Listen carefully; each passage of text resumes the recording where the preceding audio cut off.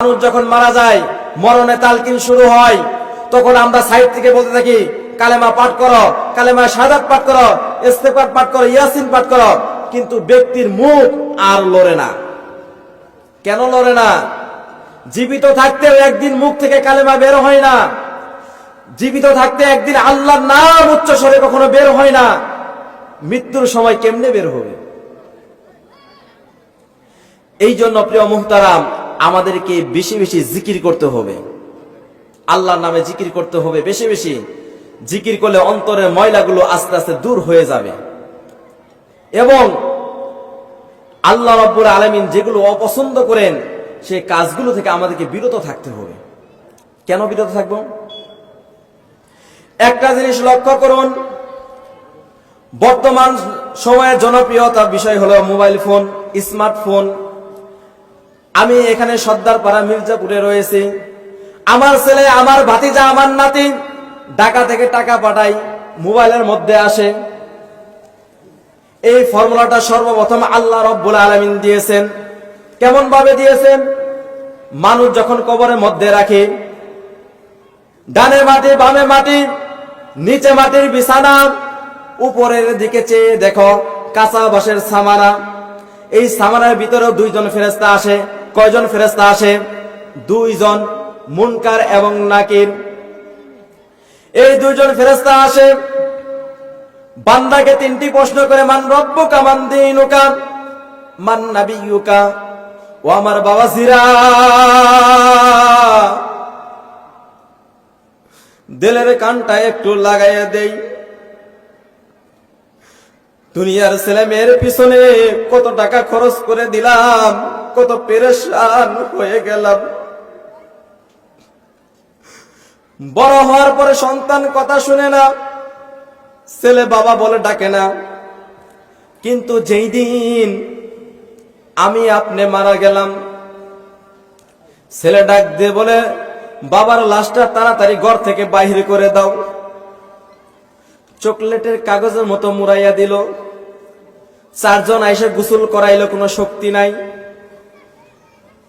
যেমনি ইচ্ছা তেমনি গোসল করাইয়া সুন্দর কাপড় পরাইয়া চকলেটের মতো পেঁচাইয়া দিল। সেই দিন আমার আপনার কোনো সঙ্গী থাকলো না। যখন জানাজারে দাঁড়াইয়া গেল, আত্মীয় স্বজন সবাই শরীক হইল জানাজারে, শেষ বিদায় দিয়ে কবরে রাখলো। কবরে রাখার পর যখন তিনটা প্রশ্নের সম্মুখীন আমাকে আপনাকে হতে হয়, তখন কোনো সন্তান আপনার আমার কাছে থাকবে না, দুনিয়ার কোনো সম্পদ থাকবে না। সেই দিন যখন ফেরেশতা প্রশ্ন করবে, সেই দিন প্রশ্নের জবাব কিন্তু আমাকে আপনাকেই দিতে হবে। ঢাকার একটি ঘটনা, বাবা মারা গেছে, সন্তানকে আমেরিকায় পাঠাইছে, আমেরিকার একজন বিখ্যাত ইঞ্জিনিয়ার। মা ফোন দিছে, বাবা তোমার বাবা তো মারা গেছে, তুমি তাড়াতাড়ি দেশে ফিরে আসো। সন্তান মার ফোন কেটে যাওয়ার পর খালাকে ফোন দিয়ে বলে, খালা গত মাসেই আমার প্রমোশন হয়েছে, আমি বাড়িতে যাইতে পারবো না, আম্মাকে না কইলেন। এইবার মা যখন খবরটা শোনার পর ফোন দিছে, বাবা তোমার বাবা এত কষ্ট করে, সম্পদ নষ্ট করে, কষ্ট করে তোমাকে পড়ালেখা শিখাইয়া আমেরিকার একজন প্রখ্যাত ইঞ্জিনিয়ার বানাইছে, তুমি বাড়িতে আসবে না কেন? সন্তানের জবাবটা একটু শুনে যান। সন্তান ডাক দিয়ে বলে, মা এই শিক্ষাটা তো তুমি আমাকে দিয়েছো সর্বপ্রথম। আমি যখন ক্লাস 5-এ পড়ি, 5-এ পড়া অবস্থায় যখন আমার দাদা মারা গেল, আমি দাদার কাছে কান্না করতেছিলাম আর চোখ মুছতেছিলাম। তুমি এসে আমার হাতটা ধরে বললা, বাবা যত কিছুই হোক না কেন সামনের লক্ষ্য আগে ঠিক রাখতে হবে, তাড়াতাড়ি স্কুলে যাও। এই যে তাড়াতাড়ি স্কুলে পাঠাইলাম, এই শিক্ষাটা আমি তোমার কাছ থেকেই নিছি। আজকে যদি আমি বাবার জানাজারের জন্য বাংলাদেশে যাই, আমার প্রমোশন আটকে যাবে। রাসূলকে মহব্বত যদি না করি, আমার ইবাদত বন্দেগী কোনো কিছুই কাজে আসবে না। মদিনা মুনাওয়ারাতে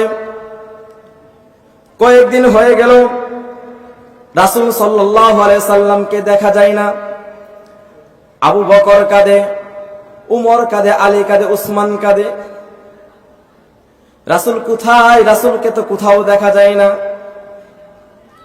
সমস্ত সাহাবায়ে কেরাম খুঁজতে লাগলেন। এক রাখালকে জিজ্ঞেস করা হলো, রাখাল, তুমি কি রাসূলকে চিনো? মুহাম্মদকে কি দেখছো কিনা? রাখাল ডাকতে বলল, ও ভাই, আমি মুহাম্মদকে তো জানি না, কিন্তু আজকে 3 দিন হলো আমার মেষেরা ঘাস খায় না। বনের ভিতরে একজন ব্যক্তি সারা দিন সারা রাত সেজদায় পড়ে শুধু কান্না করতেছে। আবু বকর একটা দৌড় দিছে, যায় দেখে রাসূল সেজদায় পড়ে কান্না করে। আবু বকর বলে, ইয়া রাসূলুল্লাহ, ইয়া হাবিবাল্লাহ, ইয়া রাসূলুল্লাহ, মাথা তুলুন। আপনার উম্মতের জন্য আমি আবু বকরের জিন্দেগির যত আমল রয়েছে, যত ইবাদত বন্দেগী রয়েছে, সমস্ত আমল, সমস্ত ইবাদত বন্দেগী আপনার উম্মতের জন্য আমি সদকায়ে জারিয়া করে দিলাম। সুবহানাল্লাহ। ক্রমান্বয়ে হযরত উমর, আলী, উসমান, অন্যান্য সাহাবায়ে কেরাম গেলেন, কিন্তু রাসূল মাথা তুললেন না। এইবার আবু বকর ডাক দিয়ে বলে, ও উমর, একজনের কথাতেই রাসূল মাথা তুলতে পারে, তিনি হলেন রাসূলের কন্যা হযরতে ফাতেমা রাদিয়াল্লাহু তাআলা আনহা। খবর গেল হযরতে ফাতেমার কাছে। ফাতেমা রাদিয়াল্লাহু তাআলা আনহা এসে দেখলেন রাসূল সেজদায় পড়ে আছে আর কান্না করতেছে, ইয়া উম্মতি, ইয়া উম্মতি। ডাক দেন, ইয়া রাসূলুল্লাহ, ইয়া হাবিবাল্লাহ, আপনি মাথা তুলুন, আমি ফাতেমার জিন্দেগির সমস্ত আমল আপনার উম্মতের জন্য সদকা করে দিলাম। সুবহানাল্লাহ। এইবার রাসূল সাল্লাল্লাহু আলাইহি সাল্লাম মাথা তুলেন না, শুধু কান্না করতেছেন, ইয়া উম্মতি, ইয়া উম্মতি বলে। তাৎক্ষণিক হযরতে ফাতেমা রাদিয়াল্লাহু তাআলা আনহা ডাক দিয়ে বলে, ইয়া রাসূলুল্লাহ, ইয়া হাবিবাল্লাহ, শুধু আমি ফাতেমার ইবাদত বন্দেগী নয়, আপনার চোখের মনি, কলিজার টুকরা ইমাম হাসান হুসাইনকে আপনার উম্মতের জন্য কুরবানি করে দিলাম। সুবহানাল্লাহ। এমন সময় রাসূল সাল্লাল্লাহু আলাইহি সাল্লাম মাথা তুললেন, চক্ষু মুবারক মুছে নিলেন আর বললেন, আমি মনে মনে যা আশা করেছিলাম তাই কবুল হয়ে গেল। সুবহানাল্লাহ। এই জন্য আমার প্রাণপ্রিয় এলাকাবাসী, আপনি গরিব হতে পারেন, আপনার টাকা পয়সা না থাকতে পারে, আমি রওজার কাছে হয়তো বা দাঁড়াইতে না পারি, কিন্তু নবীর মহব্বত যদি অন্তরে থাকে, প্রতিদিন যদি নবীর প্রতি দরুদ পাঠ করা হয়, আমার ঘরটা যতই ভাঙা হোক না কেন, ঘরের ভিতরে যতই চাঁদের আলো পড়ুক না কেন, সেই ভাঙা ঘরে রাত্রে ঘুমের ঘরে জনাবে মুহাম্মদ রাসূল সাল্লাল্লাহু আলাইহি ওয়াসাল্লাম ডাক দিবে। সুবহানাল্লাহ। এই জন্য প্রিয় মুহতারাম, আমাদের সকলের উচিত বেশি থেকে বেশি রাসূল সাল্লাল্লাহু আলাইহি ওয়াসাল্লামের দরুদ পাঠ করা এবং আমাদের ছেলে সন্তান যারা রয়েছে, বিবি বাচ্চা যারা রয়েছে, তাদেরকে দ্বীনি শিক্ষায় শিক্ষিত করা, তাদেরকে ইসলামিক জ্ঞান তাদেরকে দেওয়া। কেননা যেদিন আল্লাহর কাছে আমরা, প্রচলন একটা ভাষা আছে যে আল্লাহকে বলবো, আল্লাহ আমি তো জানি না, এই জন্য খারাপ কাজ করছি, এটা আমরা হর হামাশাই বলে থাকি।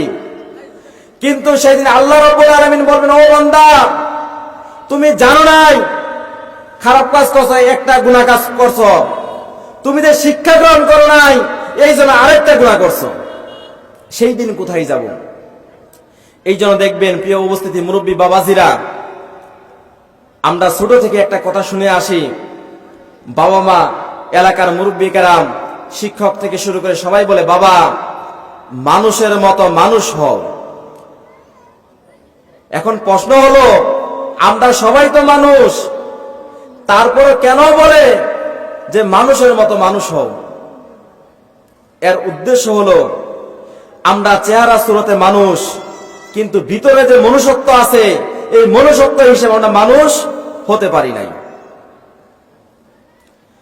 আমরা সকলেই চেষ্টা করব মানুষের মতো মানুষ হওয়ার জন্য, এবং বাস্তবিক জীবনে, ব্যক্তি জীবন থেকে পারিবারিক জীবন, সামাজিক জীবন, রাষ্ট্রীয় জীবন, রাজনৈতিক জীবন, আন্তর্জাতিক জীবনে আল্লাহ রাব্বুল আলামিনের দ্বীন কায়েম করার জন্য, রাসূল সাল্লাল্লাহু আলাইহি সাল্লামের সুন্নাত প্রতিষ্ঠা করার জন্য ইনশাআল্লাহ আমরা সকলে কাজ করে যাব। সকলে রাজি আছি তো ইনশাআল্লাহ?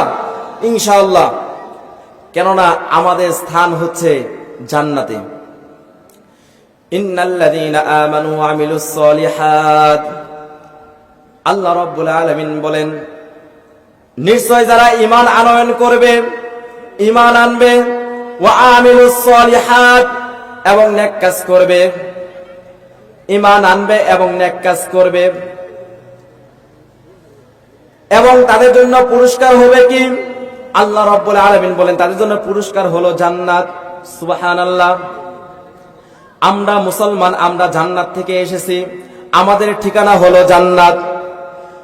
মধ্যবর্তী কিছুক্ষণ সময় আল্লাহ রাব্বুল আলামিন যে সময়টুকু আমাকে দিয়েছেন, আপনাকে দিয়েছেন, ওমা খালাকতুল জিন্না ওয়াল ইনসা ইল্লা লিয়াবুদুন, আমি মানুষ এবং জিনকে সৃষ্টি করেছি আমার ইবাদত করার জন্য।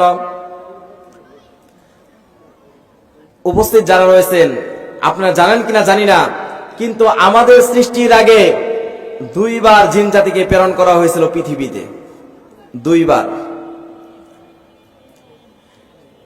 আর ইবলিস শয়তান 2য় বার যখন প্রেরণ করা হয়, 2য় বারে ফেরেশতারা যখন জিনদেরকে ধরে ধরে মারতেছে, মেরে ফেলতেছে অশ্লীল কাজের জন্য, খারাপ কাজের জন্য, তখন পৃথিবীর এক কোণায় ইবলিস শয়তান, বয়স হলো 700 বছরের একটা বাচ্চা, বসে বসে কান্না করতেছে। ফেরেশতারা আরজ করলেন, ইয়া আল্লাহ, বাচ্চাটা বড়ই মিশুক বাচ্চা, মিষ্টি একটা বাচ্চা, একে মারতে পারবো না। আল্লাহ বললেন, তাহলে প্রথম আসমানে নিয়ে আসো।